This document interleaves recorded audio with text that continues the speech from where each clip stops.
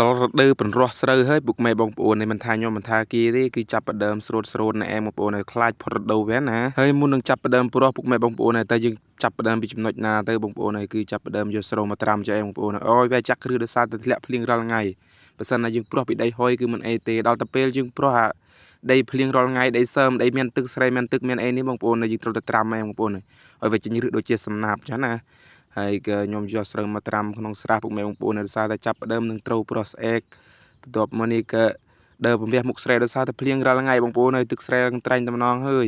ក៏ខ្ញុំដើរពំវះចូលវាបន្តទៅថាពំវះចូលពំវះឡើងពុកម៉ែបងប្អូនហើយតែចំណែកអាភ្លឺនេះវិញពុកម៉ែបងប្អូនមិនដឹងជាកើតថេទេបានជាធ្លាយខាងក្រោមបាត់ខាងក្រោមចឹងណាខ្ញុំក៏មិនទុកទេពុកម៉ែបងប្អូនហើយនឹងដាក់ដីថ្មីហើយក៏ពំវះមុខយ៉ាងធំឆ្កាល់អែង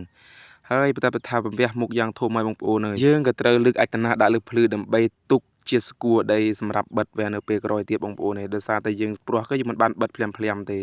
កាលណាតែយើងរះបែកអចតនាទៅគឺអត់មានដីបិទទេបងប្អូនមានតែយើងយកស្គួរអញ្ចឹងឯងយើងដាក់តាមភ្លឺតាមអីចេះទៅណាហើយក៏ខ្ញុំជោគដាក់ទាំងសាងខាងដើម្បីទៅថាឲ្យវាបានច្រើនទៅយើងស្រួលបងប្អូនហើយកាលណាតែថៃស្រូវយើងត្រូវបន្ទុំទឹកយើងកាប់ដីវាដាក់ភ្លឹបចុះបងប្អូនហើយមុខ2មុខ3មុខច្រើនស្អាងថាគ្រប់ស្រែបងប្អូនខ្ញុំដើរពំវះគ្រប់ហើយដោយសារតែអាទួលក៏ខ្ញុំមិនពំវះទេតែពំវះតែអាណាចម្រោអញ្ចឹងណាបងប្អូនមើលទៅអចតនាគឺក្រហមប្រទេសជីវជាតិហើយដោយសារតែស្រែយើងធ្វើរាល់ឆ្នាំចាបងប្អូនហើយក៏ខ្ញុំមិនដឹងថាខាងបងប្អូននៅធ្វើដូចខ្ញុំចេះទេបងប្អូនហើយបើខាងខ្ញុំនៅតែចេះអែងបងប្អូនខ្លះខាងស្រុកផ្សេងប្រហែលជាកាត់ប្រើអាត្រាក់ប្រើអីហើយបើខាងស្រាប់ខាងខ្ញុំនៅប្រើកយន្តដដែលទេពុកម៉ែបងប្អូនហើយច្រូតក៏មិនតាន់នឹងប្រើម៉ាស៊ីនច្រូតទេប្រើនៅដៃមនុស្សដូចគ្នាដែរបងប្អូនហើយដល់រដូវច្រូតក៏យើងច្រូតលើកម្លាំងយើងឯងអត់បានប្រើម៉ាស៊ីនប្រអេទេប៉ុន្តែស្រុកខ្ញុំ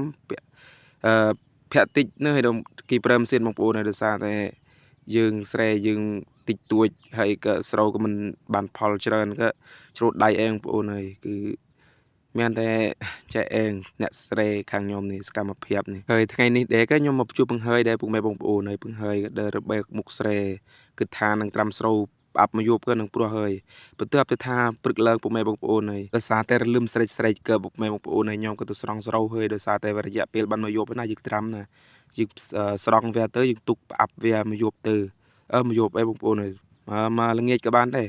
បើសិនណាយើងប្រញាប់នឹងព្រោះដែរពុកម៉ែបងប្អូនហើយវីដេអូថ្ងៃនេះក៏មិនមានច្រើនទេពុកម៉ែបងប្អូនមានតែសកម្មភាពខ្ញុំធ្វើស្រែភ្ជួរស្រែបិទមុខស្រែនេះឯងពុកម៉ែបងប្អូននឹងត្រាំស្រូវត្រាំអីនេះឯងបើមានកម្លែងកំហុសខុសឆ្គងក៏សូមអធិស្ឋានផងបើបងប្អូនពេញចិត្តនៅវីដេអូសកម្មភាពបែបស្រែចម្ការខ្ញុំនឹងចេញវីដេអូសកម្មភាពនេះឲ្យពុកម៉ែបងប្អូនបានទស្សនាទៀតណាបងប្អូនអើយដោយសារតែវីដេអូខ្ញុំក៏តែសកម្មភាពស្រែចម្ការពីជីវិតពិតនេះឯងហើយអរគុណច្រើនសម្រាប់ការឆ្លាញ់និងរាប់អានពុកម៉ែបងប្អូន